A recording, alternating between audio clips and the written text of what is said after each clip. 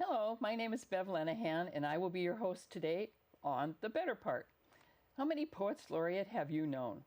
Well, stay tuned for an insightful interview with Kaecey McCormick, Cupertino's Poet Laureate for 2018 through 2019.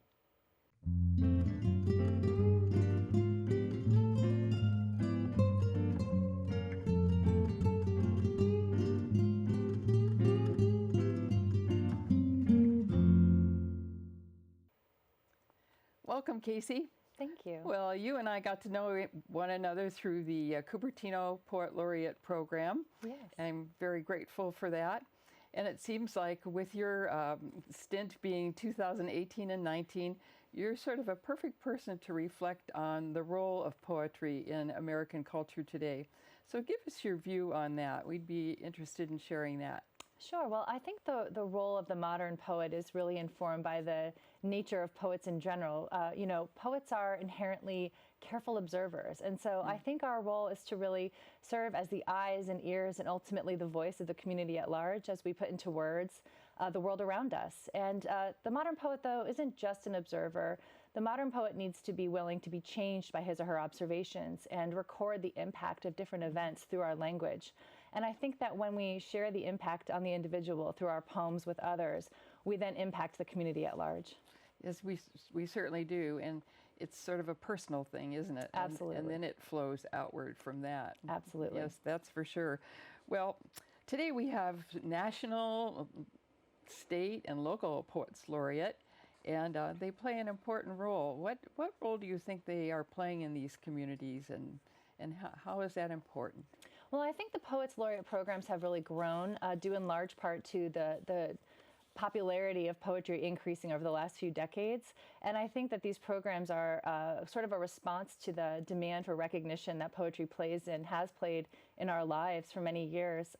Poets Laureate, we are largely volunteers, and so we are very dedicated to not only poetry and promoting the power that it can bring to individuals and communities, but also we are dedicated and passionate about the communities in which we live. So it's kind of a badge of honor for communities to have a Poet Laureate, because it means not only is there a strong enough poetry community to carry forward the programs, but there are people who are passionate enough about their communities to represent them at the city, at the community level, at the county level, and ultimately the national level. Mm-hmm. Well, certainly in this diverse environment in which we find ourselves today, it's more important than ever, isn't it, to have these voices? Absolutely, yeah, yes. For sure. Well, we know that you brought some poetry with you. So first, before we do that, let's talk about how poetry reflects art in everyday life. So I think, everyday life has changed so much. It continues to change over the years, but right now we live in this very fast-paced environment. Every person you talk to is busy and rushing from here to there, and our attention spans have become shorter and shorter. We see a headline, it captures our interest for a few moments, and then we move on to the next one. We're used to instant gratification and everything at high speed. And I think poetry can sort of serve as the brakes for everyday life and help us process and really slow down. When you think about a poem, every word is mindfully chosen. And so when we write poetry or we read poetry, we're reflecting on the everyday life, not just in what's happened, but in our response to it. And it gives us that time to really digest and think about what's gone on, both at the high level. People write poems about things going on in politics and around the world, but also everyday things like finding a new gray hair or trying to balance, family, work life. So I think, poetry can really help us not just serve as a record for us, but also serve as a way to process what's going on around us. I'm noticing on Facebook, a lot of my posts now actually are poems. A lot of poetry showing up, and in all different, as you say, all different kinds of subjects that do speak of everyday life, and then also a lot of reflective items that seem to bring a sense of peace, which is really helpful. Yeah. I think that's a trend that we're seeing more and more with the advent of technology, people finding a voice that can, for their poetry, a place for it outside of just their journals. Yes, true. Well, we do want to hear from you. We know you're a fabulous poet, so we'd like to hear from you. We'll hear a little later, too. So share a poem with us. Sure. Well, the first poem I'll share is called From the Border. And this poem really speaks to what I was saying about being able to process things that we see, in everyday life. In the days and weeks leading up to this poem, I kept seeing images and reading stories about the separation of families at the border. And, you hear so many things, you see so many things, and I didn't really have a chance, being bombarded with them, I didn't have a chance to process. And it wasn't until I sat down and put my feelings and my thoughts into a poem that I was able to really feel and see and better understand the impact it's had on me at a personal level. So this is called From the Border. Thank you. I thought I understood what it meant to be afraid until I saw their arms reaching for comfort in a sea of faces. Salt and snot streaking their terror on dark skin. No one answers their cries, and they're held together by cages, wrapped like someone's leftovers in shiny foil, together alone in the gathering mass of sweat and flesh. I watch from afar, sitting by myself in front of a silver screen, in a house by the hills with a cool breeze teasing my hair, my useless tears dripping onto a mountain of laundry, still warm from the dryer. And I worry the same shirt again and again, smoothing the wrinkles from its soft folds as though I were soothing my daughter's brow. How very touching that is. So it really speaks to me in today's time as well. Thank you so much. And we get to channel a lot of the angst that goes on inside of us through the poetry art form, don't we? Absolutely. Yeah, Yes. for sure. Well, thank you so much. We do live in interesting times, for sure. So how do you see poetry as sort of a cultural form, a cultural tool that we can use in which we look for some hope? I think, poetry is a unique form. We have so many ways of recording what's gone on around us. You could think about journalism. We have Facebook. We have essays and articles and blog posts. There's even fictionalized accounts in novels. But poetry, it really does have a different purpose. It helps us get to the emotional truth. It's less concerned with facts and figures. So while it's a mirror of emotion rather than events that have transpired. And I think it's almost a tool by which we can lift the corner of the cultural rug, if you will, and really look past and underneath the social constructs that we often blindly accept and really get to the heart of the matter and see what's going on inside, what we're feeling. And so in that way, I think it's a mirror to our emotional responses to things, which is a pretty neat and different way to think about our reactions in the world around us and the events that go on. And there are just so many forms that can be employed to do that, right? Absolutely, yes. There's so many different ways. If you're somebody who, a few words can capture it for you, then you have haiku or cinquain. If you're more like me and a little bit more verbose, we have longer forms. But the nice thing is there's so many to try from. I think I have a list of 80-something forms on which to draw. Yes. I think I know 3 or 4. We have a long way to go, a long way to go. Well, as we talk, Poets Laureate are emerging around the country, particularly at this time. Why do you think that's so? Well, as I said before, I think, there's a response to the increased popularity in poetry. And I think that people are recognizing that poetry can be quite powerful. It is a way to sort of cut through the fat and get to what's really going on underneath and for us to give our responses in a way that's personal. But personal responses are often what affect change, because when we see that impact that an event has on one person in their personal life, it can often help us understand if we want to support what's going on, we want to reinforce it, if we want to reject it. And so instead of telling us how to think, Poets Laureate help us think about our responses. And I think that that's something that's quite popular. And again, it's definitely growing in popularity. And I think many civic infrastructures want to make sure they're on board with the latest trends. And, I think Poets Laureate programs are among that. That's really helped at the national level to have it validated there and then to move on out. Yes. And I think it gives a focus to a community that does take maybe the spotlight off of some of the political things that might be going on. Yes, and the Very American helpful. Academy of Poets also has worked tirelessly to help bring poetry to the forefront and support the Poet Laureate program at the national level and the state level. And I think as of right now, there's a handful of states, if any. Last I checked, I think there were 5 that didn't have a Poet Laureate. And California is amazing. actually a really neat state in that we have so many local, like Cupertino Poet Laureate, local city and town Poet Laureate. Even Fresno in the last few years has a Poet Laureate. very so good. I think it's good to see it spreading from the more traditionally it's been held in more affluent, coastal areas, and it's spreading inland, and I think that's wonderful. Yes, it's.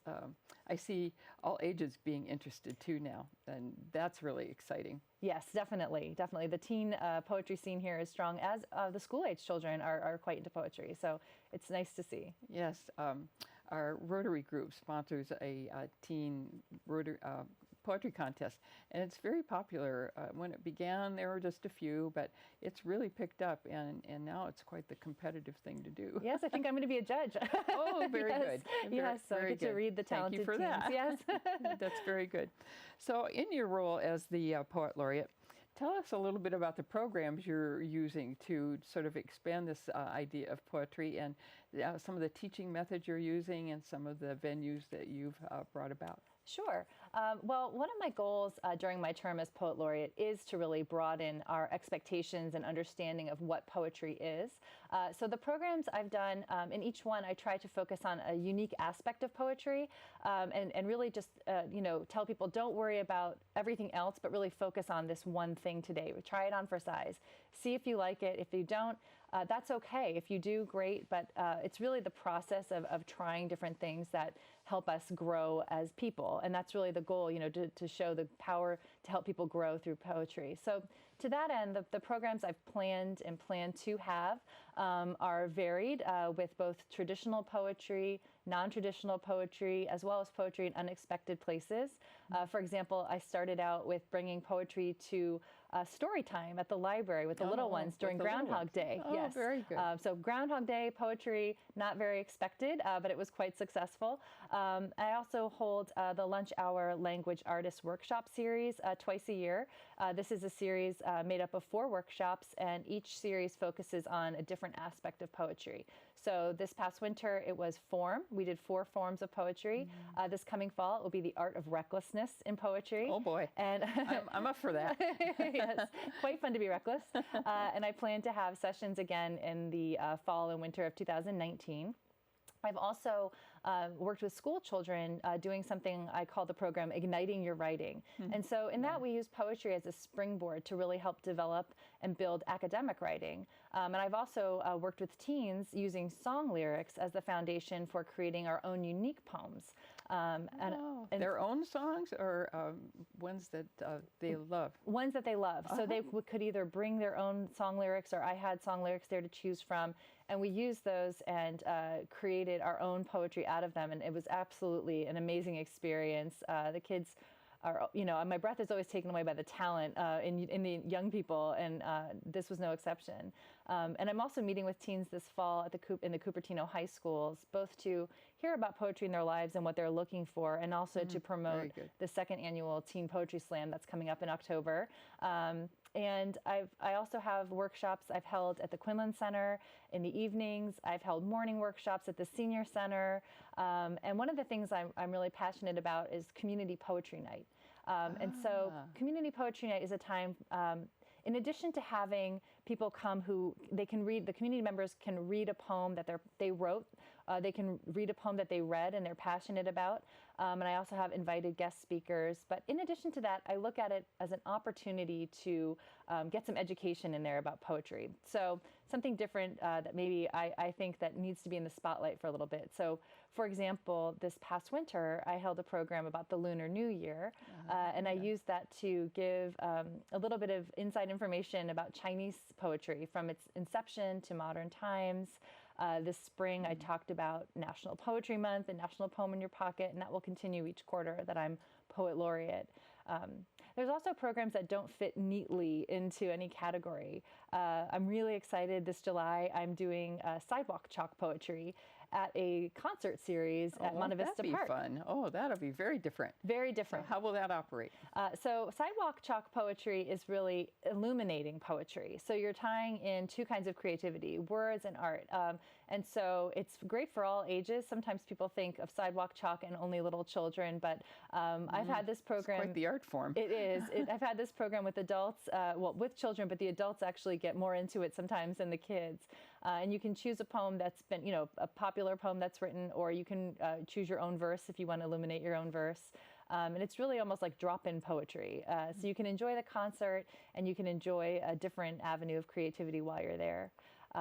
Another program I did that I think was pretty exciting was the Multilingual Poetry Night, Poetry and Prose Night. I held this in conjunction with the Chinese American Alumni Association. Oh, very good.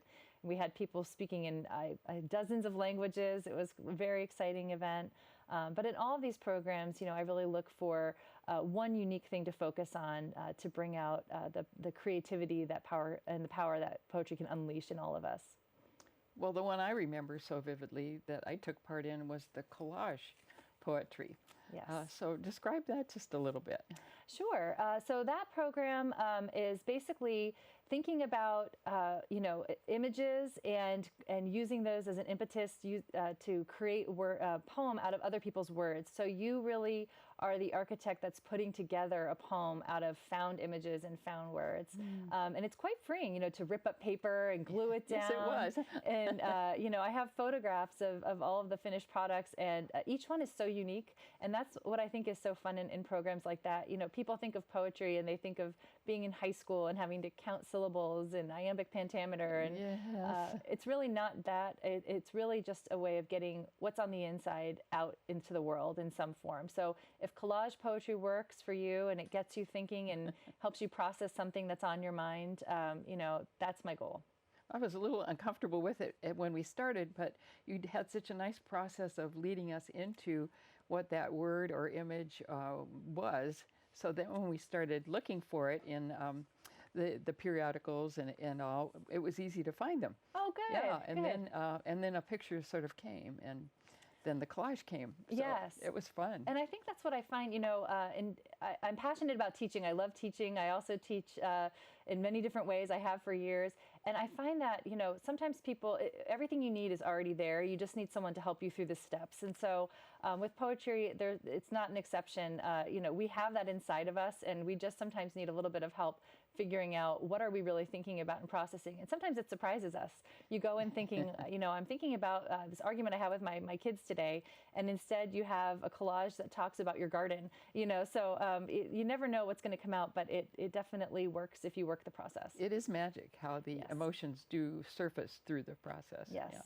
And thank you for that. You're welcome. That's really good. So I wanted to go back.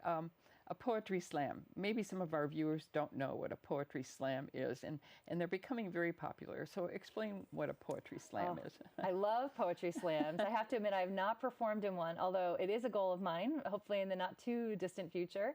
But essentially, a poetry slam is the art of competitive performance poetry.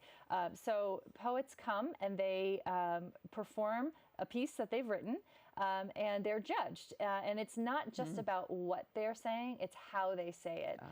And they're given a score by audience members from 0 to 10 typically, and there's a time limit. So they have to work within the time limit. But most of all, it's a lot of fun. It's a very full body experience. High energy. High energy, very, very much the audience gets into it. If you ever have a chance to go, I strongly encourage you to. And I would encourage our community members to come on out to the second annual Cupertino Teen Poetry Slam. We're very lucky this year to have Santa Clara County Poet Laureate and slammer extraordinaire Mike McGee serve as MC. He's coming back. He's coming back, yes. He is quite the energetic guy. He is amazing. He's amazing. He's won, awards for slam poetry on the international level. So we're very fortunate to have him being willing to give us his time and come out and support the talented teens. And I guarantee you, between the poetry you'll hear and the ever entertaining, Mike McGee, it's sure to be a fun night. So October 3rd at the Community Hall. I remember it happened so fast. I was trying to keep up with, well, what is the process here and how's it working? Because it really is a fast-paced, high-energy, fun gathering. Absolutely. Yeah. And, you know, for the person who's emceeing, it's also a lot of work. You have to tally all of those scores Yes, almost quickly as people are holding up their, audience members typically write their score on a paddle and they hold it up. So it goes very fast, but it's a lot of fun, and it takes a lot of courage for the teens to get up there and do that at our slam. So immediate score. Exactly. It's a lot of fun, though. It is. So thank you for explaining that. So do only Cupertino residents come to your sessions, and you know, how does that fit into the community? Not at all. Actually, I've been pleasantly surprised by how far-reaching the Cupertino Poet Laureate program really is. I think it's due in large part to the fact that even though this area is big in terms of number of people and numbers of cities and towns, poetry brings us together, and so it's a pretty close-knit community, and we have this open door policy. You know, if you are interested in sharing your poetry, if you want to learn about poetry, we want to be in community with you. So I regularly have people at my programs from as far away as Gilroy, Santa Cruz, San Francisco. At some this winter, I actually had people from outside of the Bay Area, from Southern California. So, you know, we really draw from all over. Although I would say on a regular basis, it's a healthy mix of Cupertino residents in the immediate, you know, Saratoga, Los Altos area, San Jose. At the same token, though, I am always happy to bring Cupertino and our poetry programs to other communities. So this past winter, I was a guest artist at the Los Altos Art Docents meeting, and I brought erasure poetry as an art form. Yes. And then this fall, I will be the featured speaker at the Los Gatos Poetry Lounge. So it's definitely you know, a lot of border crossing and very welcoming. Which is very important today, I think. That collaboration between our cities, and this is one great way to do it. Absolutely. Yeah, absolutely. For sure. And no charge, right? No charge. No charge. All the programs from the Poet Laureate program are free. And so there are a lot of ways to experience poetry in the Bay Area. How do people find out about them? So I think like you say, there are so many ways. We're very lucky. I would encourage people to first and foremost go online. We have, you know, if you Google Poet Laureate programs, you'll find them in our area. We're very lucky to have several Poet Laureate programs that offer continued events and workshops for people. The libraries also offer them. You know, if you live in the South Bay, we have the Poetry Center San Jose, which has a calendar of events, and they regularly offer many poetry-related things, from readings to workshops. This summer, they have an intensive camp for middle and high schoolers. And I think, you know, we can't forget to check our 2-year and 4-year colleges and universities in this area. Oh, that's right, of course. Yeah, they offer either free or very low-cost poetry-related or literature-related programs on a frequent basis. For example, I know San Jose State has a speaker series like TED Talk with poetry, and also they have a festival every year that honors poetry as a vital art form, which I think is really important. Very good. Well, we're getting toward the end. I know our viewers would like to hear a couple more poems from you, so please share with us. Okay, sure. The first poem I'll share, I wrote again in response to something I saw in the news. This past fall, it was the Las Vegas shooting that took place. And so I was sort of struggling in that, and I just found a way through my poetry to find some hope and some gratitude. Thanks after the Las Vegas shooting. We sit on the cool rocks and watch the stars swing past the moon, kicking up the dirt, dropping pixelated tears as they go. It's seeing this with you against the silhouette of our grief, the burned dreams, the small mounds of dirt under 2 large stones, our fingers reaching for each other's in the dark. Their laughter breaks through the glass of our memories, turning our shroud to dust, tugging at our lips and pulling up the corners. They dry our eyes with handkerchiefs sewn from patchwork dresses dyed in kindergarten colors. They join us in the mood shifts, floats us toward the harvest moon, raises our eyes from the dead. I'm watching you smile as you watch their joy, and a quiet thrill grabs my throat, because I know what we have, though not enough, is enough. And my fingers, as they stroke the soft flesh on the inside of your arm, whisper thank you. Very nice. Very, very nice. It's so wonderful when we get to a place of gratitude, isn't it? Yes. Yeah. And hard to do sometimes. And Yes. it's hard to do, as Yeah. you say. Sometimes you have to let the rest out before you can get to that point. I know I do. The final Beautiful. poem I'll share is a more personal poem that I have 4 daughters, and they're all teenagers right now. And you know, your role as a mother changes as your children grow. And sure. so this poem is my way of thinking about my role with them as they move through life. To my daughters, my eyes, blue and broken like the ocean in a weathered mirror, the folded skin on my knuckles, the hidden birthmark on the nape of my neck under the blonde wisps and waves of my hair, the constellations of freckles on my nose and arms, arms that stretch too long and tall, yours to inherit and share as you age away from me, and walk through the forest full of prickly bushes and watchful wolves who want to taste your sweet skin. But I will be there in the shadow blues of your eyes, in the twist of your smile, the turn of your head. I know you will push me out. You cannot stop it. Every child does the same, the way the sun must push out the moon. But I will remain. I'll be the word on the tip of your tongue. I'll be the song that worms its way into your ear and makes your feet tap to an unheard beat. I'll be the silence after the rain stops pounding on the trembling window panes. In the gathering shadows of a moonless night, I will be the stars in the Milky Way. For the awe I feel when I see your beauty, my blue-eyed girls, your passion for each other, your love of peanut butter cookies and homemade bread, is like my love for you, who came from me but are not me, and will never end. How beautiful. Your fortunate daughters, that's all I can say. Thank you so much. Well, just a final question. You know, we live in an area that's rich in technology. STEM is the big thing, but STEAM is becoming even more relevant and important, and that A in STEAM is arts. Yes. So wind up our little time together today, Kaecey, talking a little bit about the importance of the arts in our world today. Well, I think you're right. You know, we do, especially here in the Bay Area and Cupertino in particular, live in a very STEM-heavy, city. And technology is ever present, and we're moving definitely down the road with more and more technology. But I think as we do that, it's important to be ever more mindful of the integral aspect that art plays in our lives. Art is really a mirror into the best part of us. It's a mirror into our emotions and our reactions to things. It's our joy, our sorrow.